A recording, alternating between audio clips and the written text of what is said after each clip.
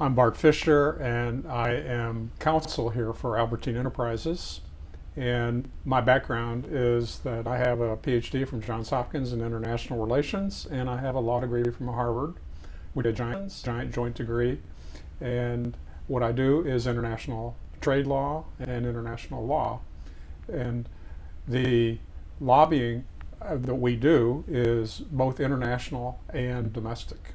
So my interest is working as part of the team here, and it takes a team to achieve objectives for clients. We're problem solvers for clients, and we represent individuals and trade associations, corporations, and governments. Great. And so where are some of your clients? Well, I have major projects underway in four continents. Right now, we're working very hard in Brazil. We have a case involving the largest pension fund in Brazil, which is called Postalis. These are the postal workers. And they have a pension fund.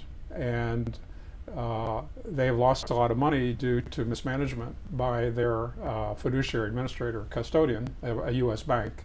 And we have legal actions underway in Brazil and in the United States, and also lobbying efforts. And so with Albertine Enterprises, they work with our law office to get a result for the client. And sometimes you have to go down different tracks simultaneously. You go through the legal track and you go through the lobbying track, and one supports the other. So we do a lot of work, regulatory work at the agencies here, at the U.S. Trade Representative's Office, the International Trade Commission, the State Department, to get results. Now, my area in particular is trade and investment. So I do international trade negotiations. And for example, recently we worked with the U.S.-Korea free trade agreements. And that involved a very interesting case. It's a client from Korea, a very brilliant person, who maybe someday will get the Nobel Prize, invented a lightning device that will repel lightning. You know, the classic, iconic American invention is called the lightning rod, the Franklin rod, which was invented 260 years ago. And what it does is attract the lightning so it flows through the rod and to the ground, gives the lightning a safe path to the ground. But the problem with that is along the way the house gets singed or burned down.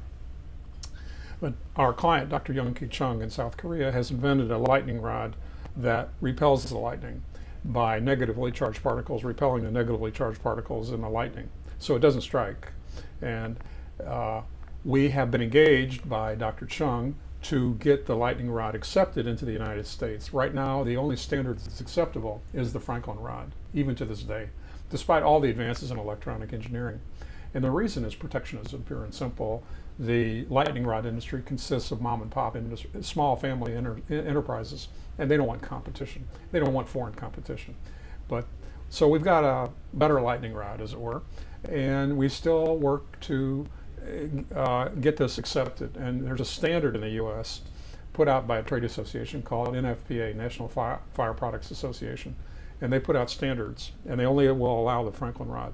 And we're saying, well, but there's been a lot of advances since then. So that's a case where we're trying to get foreign products into the United States, but it's technical because it involves electronic engineering, it involves standards.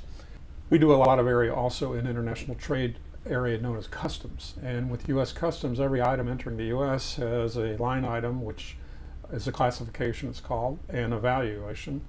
And so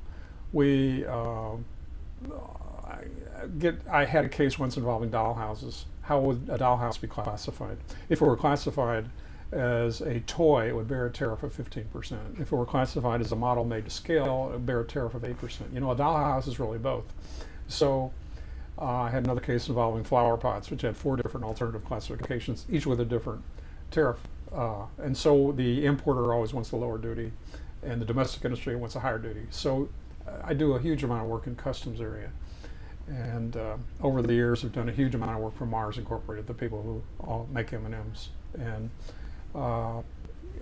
the question would say Twix, you know, it's a chocolate and rope biscuit. But if the tariff is on a confectionery, it's viewed as a confectionery, it's a 7% tariff. If it's viewed as a biscuit, it's a 3% tariff. But it's a chocolate and rope biscuit.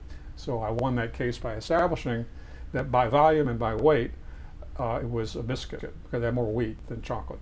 And so that involved millions of dollars from ours because they bring it in from England. Twix comes in from England. So I'm always arguing about how something should be classified under customs law. And it's really a variation of tax law. You know, in the early days of the Republic, the government was financed by tariffs until 1912. So obviously this was always a contentious area, and I do a lot in the area of customs and trade, generally speaking. And I'm the guy that gets on the airplane here and goes, I've had 12 major international trips in the last 12 months.